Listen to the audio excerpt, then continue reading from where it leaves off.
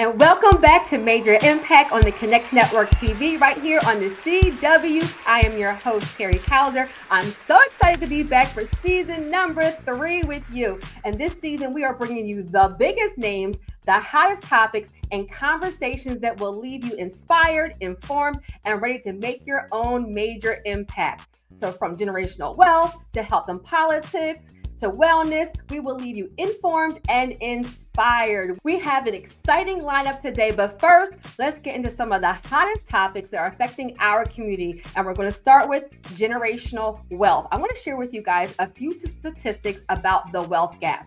So number one, as of 2022, the median wealth for Black households was $44,890 compared to $280,000 for white households. And for every $100 held by white households, Black households hold only $15. And Black households, while comprising 13.6% of the U.S. total, only hold 4.7% of all U.S. wealth. Y'all, we have to do better. And information changes situations, but after you get the information, we have to put together a plan to execute and have some change. But there's more. It's not all doom and gloom. There are some positive trends as well.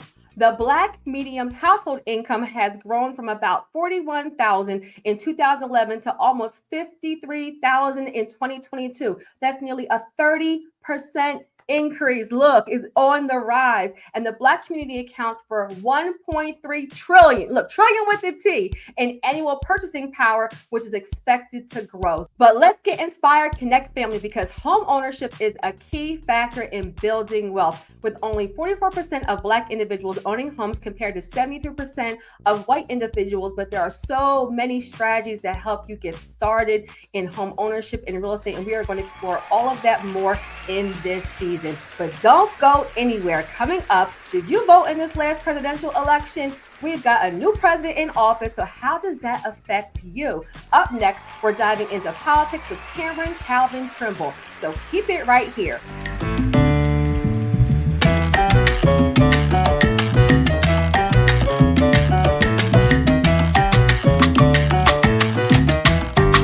Today's digital age, podcasts have emerged as one of the most powerful tools for connection, education, and influence.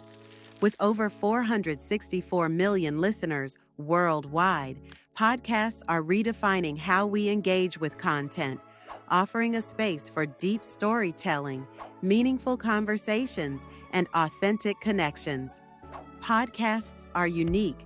They're not just a medium, they're a movement.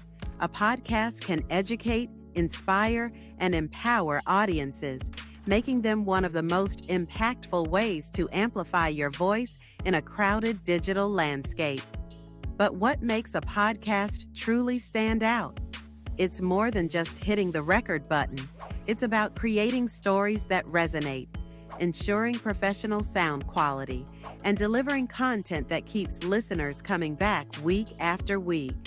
At the Connect Network TV, our team of passionate creatives, backed by cutting-edge technology, helps bring your podcast vision to life. Whether you're a brand looking to amplify your message or an individual with a story to share, we ensure your voice captivates your audience and leaves a lasting impression. Our mission is to help you connect with your audience on a deeper level, inspire them with your stories, and build a loyal community around your podcast. In this ever-evolving digital world, don't let your voice go unheard. Let's create a podcast that inspires, influences, and connects.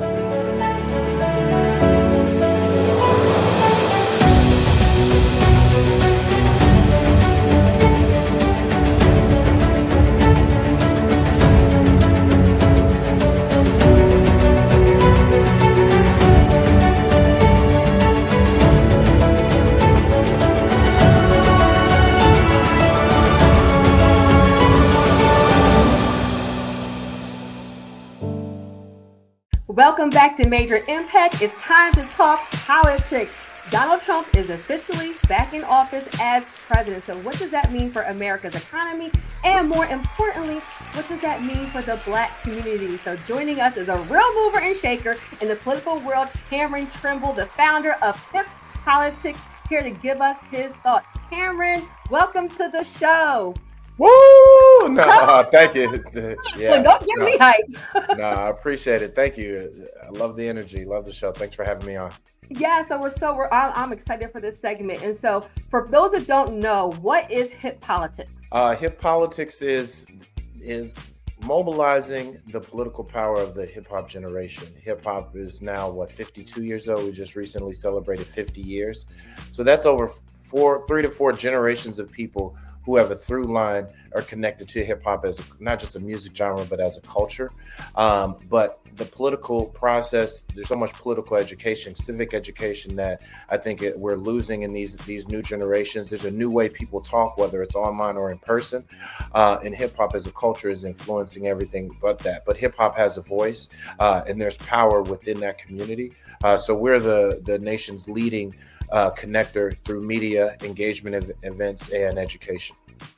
You better go ahead. I love it. And one thing that I really like about what you're doing is that you're sharing such an important topic with people in a way they can understand. If you are not deep into politics and you're like, what is going on? I'm confused. Where is a resource that I can go to that can actually give me the information I need and make some informed decisions? And so that leads me into Trump being in the White House now. Where's your view on what a Trump economy looks like? I think there's going to be two economies: the economies we see on TV, the economies the media is talking about, and then what real people are feeling every day at their kitchen tables and when they got to pay those bills. Trump, as he's shown before, his main thing is the stock market. So if he sees the stock market going up, he's going to claim there's an amazing economy. But we know literally almost half of Americans don't own any individual stocks. And in Black communities, that percentage is even higher. Mm-hmm. So whether the stock market's up or down, we really determine how much money we got is, can we pay our bills this month? Can we pay rent? Can I go buy eggs, milk, juice? Can I take my family out to go see a movie? So I think there's going to be a tale of two economies where, unfortunately, he's shown in his last administration, the rich are going to get richer. There's going to be probably more tax breaks, a lot of more shock and awe. But I think ultimately his economy is going to really hurt us all if he really follows through with some of the things he says about mass deportations and really limiting diversity in so many different places.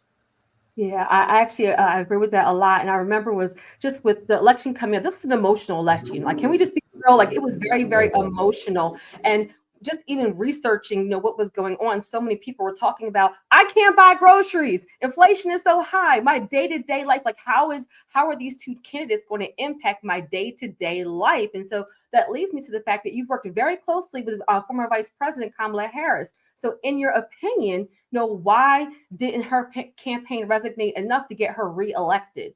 I would say she had 107 days. And while she was the vice president for 3 years, the essence is that I think there were unrealistic expectations from the beginning. Like, where's Kamala Harris? She's a vice president. I always tell people, name me another vice president you cared about what they were doing. It's still the White House and the president.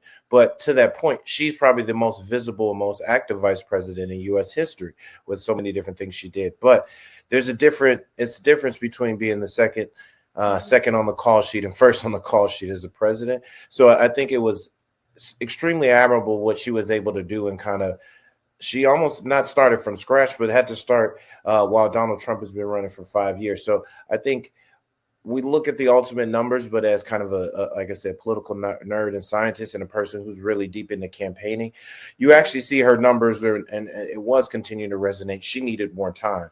But I think ultimately there was a lot of headwinds against her. There was a lot of things that she had to go up against. And I think that limited amount of time to really have a full-throated introduction to America. Because you often hear people say, I heard of her, but I don't really know much about her, and they know one or two things. That's why campaigns take 2 years. It takes that in this day and age. It takes that long to cut through. And get people to pay attention in little sound bites, little vignettes, more interviews, more opportunities, more rallies. So I think given how much time she had, she did well. But obviously, at the end of the day, she did come up short. That's so good. And so In looking at your brand, I like the fact that you really ask thoughtful questions, even when you're interviewing people. So there was one question that you have asked that I would love to get your take on for our viewers. And you had asked somebody, did Kamala Harris lose or did Donald Trump win? Like, what are your thoughts about that? If I'm being real. Yeah, be real.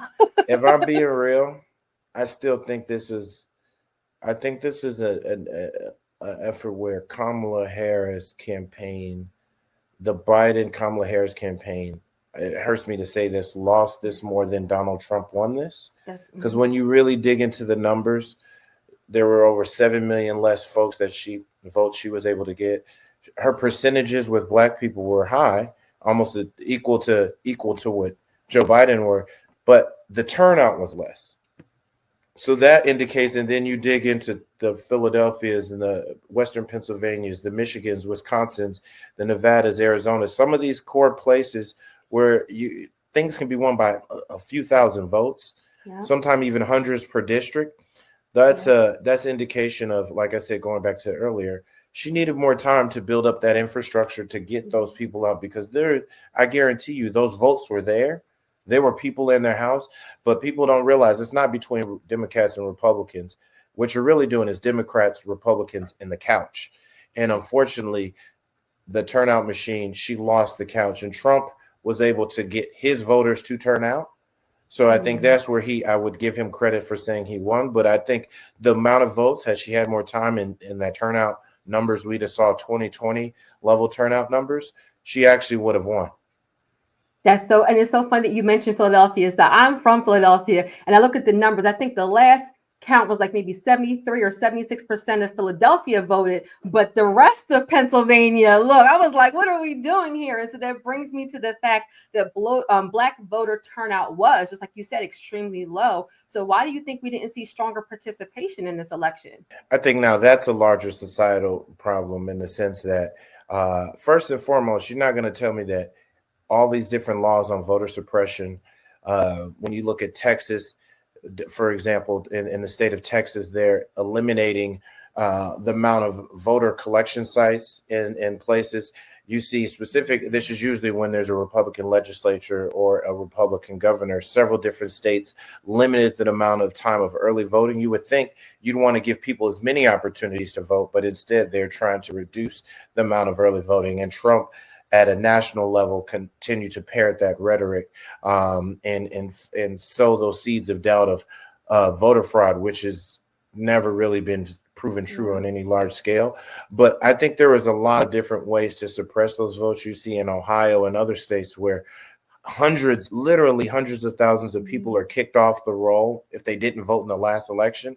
So it makes it harder for them to register, understand where there's going. There's a lot of misinformation and disinformation.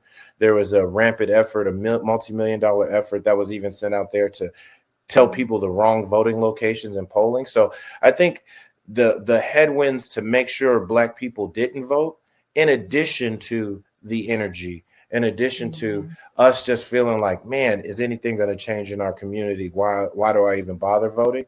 I think those are the sexy things we talk about, but there are some real structural issues that in civil rights violations that contributed to our community, specifically in poorer communities, not voting and not participating. Thank you so much. There's a lot to think about, and we look forward to having you on again. So Cameron, your insights have been invaluable. Where can our audience find you and also connect with HIP Politics? You can find us online at hippolitics.net. It is our website. We are both a media company, so we've got my podcast, the HIP Politics Podcast, which season 4 is about to kick off pretty soon with a special interview with the legendary rapper Shine, who's also down in Belize. You can also find me at Mr. Cameron Calvin or HIP Politics across all social networks. Thank you so very much. And coming up next, are you an expert in your field, but the media is not giving you the time of day? Well, we will fix that. Up next, we will hear from the incredible CNN producer, Tamisha Harris, about how you can score your big interview and share your expertise on national television. You don't want to miss it. In today's content-driven world, podcasts are no longer just a trendy platform. They're a necessity for anyone looking to build influence, grow a brand, or create meaningful connections. Did you know 78% of podcast listeners don't skip ads? Or that podcasting has helped influencers grow their audience by over 25% in just 1 year? Podcasts allow you to speak directly to your audience, creating a bond that's personal, authentic, and powerful. They provide a platform to elevate your message and build a community around your voice. At the Connect Network TV, we bring your vision to life. With our expertise in storytelling and sound engineering, we make it easy to create a podcast that resonates deeply with your audience. From start to finish, we're here to guide you every step of the way. Our process is designed for results. Podcasts help you grow your audience, amplify your brand, and create a meaningful impact. Whether you're an entrepreneur, influencer, or creative, the world is ready to hear your voice. With the Connect Network TV, you're not just starting a podcast, you're building a legacy.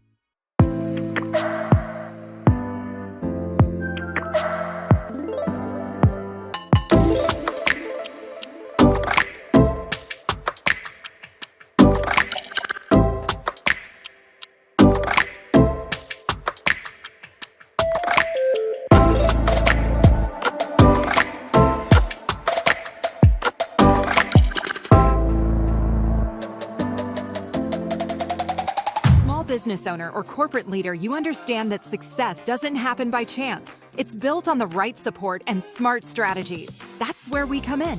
From virtual assistants to streamline your workload to stunning social media that leaves a lasting impression, we've got the tools you need to thrive. Want to make your voice heard? Our podcast creation services are a must. And for those in front of the camera, we offer media training and TV commercial production to make your brand shine. Our expertise doesn't stop at production and distribution. We also specialize in providing essential business solutions to help you scale quickly. We've worked with hundreds of executives, fine-tuning the recipe for success, and we're ready to share it with you. Whether you're launching your dream or leveling up your legacy, explore how we can support your growth today. And welcome back to Major Impact, where we're talking to someone who knows all about navigating the world of national television. Ms. Tamisha Harris is a successful TV producer on CNN and a highly acclaimed expert in the media world with more than 20 years of experience. And she is here today to teach experts how to get booked on national television. Tamisha, welcome to Major Impact. We are so excited to hear from you. I'm so excited to be here. Thank you so much for having me. I appreciate it. Yes, look, you made the time for us. And let me tell you, you have worked with some of the biggest names in television. So tell us a little bit about your extraordinary career.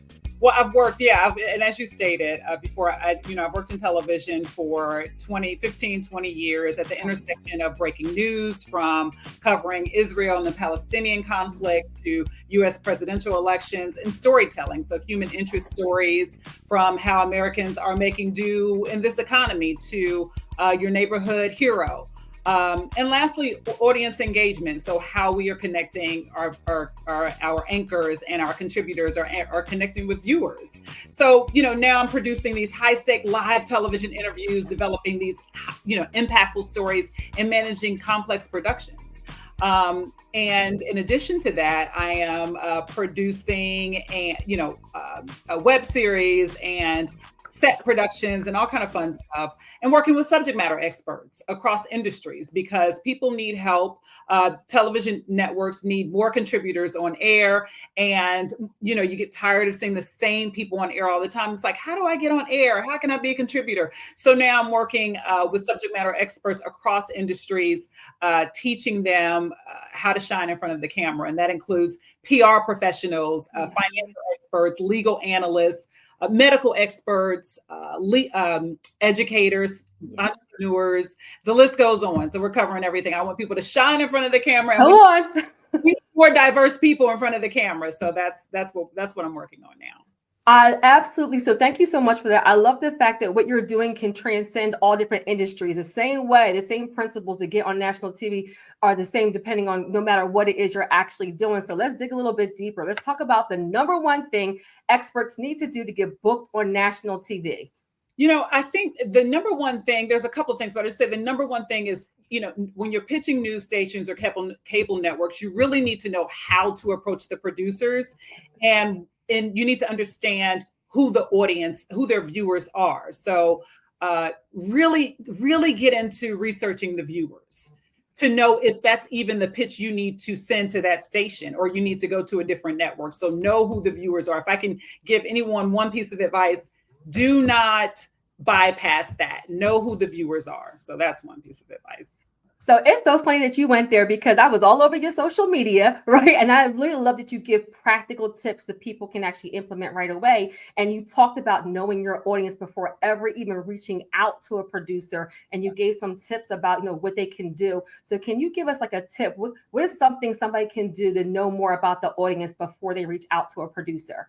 Let me tell you, now is such a beautiful time for contributors, because you can go to their you can go to the network's social media site, all of them, because many networks are across platforms. So they want to be present on all platforms. Go to the comment section and see how they're engaging. See if it's a professional, or if there's a professional viewership, or if they're more casual, or if they're spicy, or, whatever it is, if they're young, if they're older, if they're what their interests are.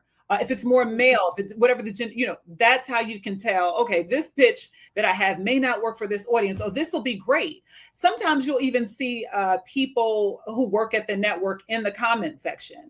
So then you can, that's the producer of this particular show. Let me reach out to them and compliment them on a particular segment in the show. So really dive into that social media component, because you learn so much about the show from there, I would say. And obviously watch the show, but you don't learn much about the viewers by watching the show. You go to social media, hands down.